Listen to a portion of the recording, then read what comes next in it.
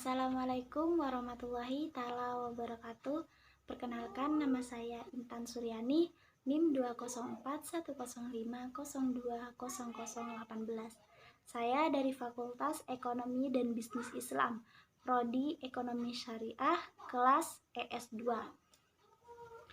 Di sini saya akan menanggapi video dari Bapak Dr. Abdul Wadud Nafis, LCMEI, yang berjudul Ekonomi Mikro Islam. Tentang pengertian ekonomi. Apa sih pengertian ekonomi itu? Kata ekonomi berasal dari dua kata bahasa Yunani, oikos dan nomos. Oikos bisa diartikan rumah, nomos bisa diartikan tatanan, peraturan, dan hukum. Jadi, kalau digabungkan, oikos dan nomos kemudian menjadi ekonomi, maka artinya pengolahan rumah tangga dan sebagainya. Selanjutnya, apa sih definisi ilmu ekonomi itu?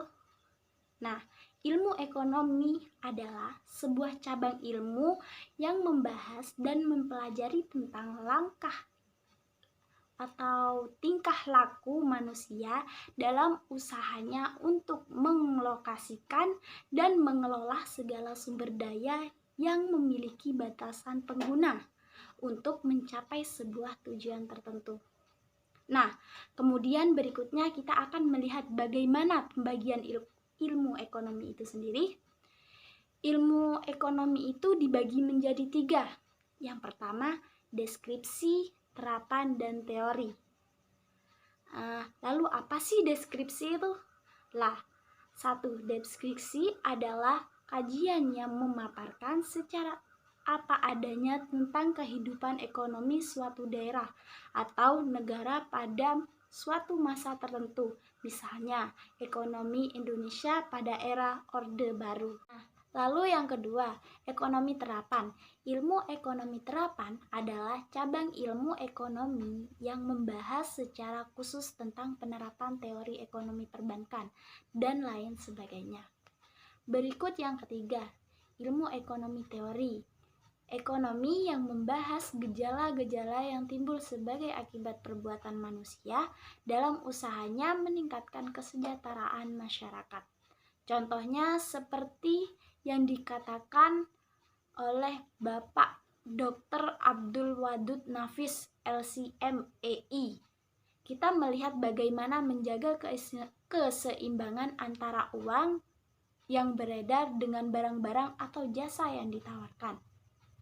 Mempelajari itu teorinya adalah ilmu ekonomi teori. Ilmu ekonomi teori terbagi menjadi 2. 1. Ada ekonomi mikro dan ada ekonomi makro. Apa sih ekonomi makro itu? Nah, ilmu ekonomi makro adalah ilmu yang mempelajari tentang perilaku perusahaan kepada konsumen, bagaimana perusahaan itu menentukan barang jasa yang diperjualbelikan. Berikut ekonomi makro. Ekonomi makro adalah studi tentang ekonomi secara keseluruhan. Ekonomi makro menjelaskan perubahan ekonomi yang mempengaruhi banyak masyarakat, perubahan, dan pasar. Yang terjadi berikutnya. Apa konsep dasar ekonomi makro? Konsep dasar ekonomi makro itu ada 6. Yang pertama, pendapatan dan pengeluaran. Yang kedua, pengangguran. Dan yang ketiga, uang dan fungsinya.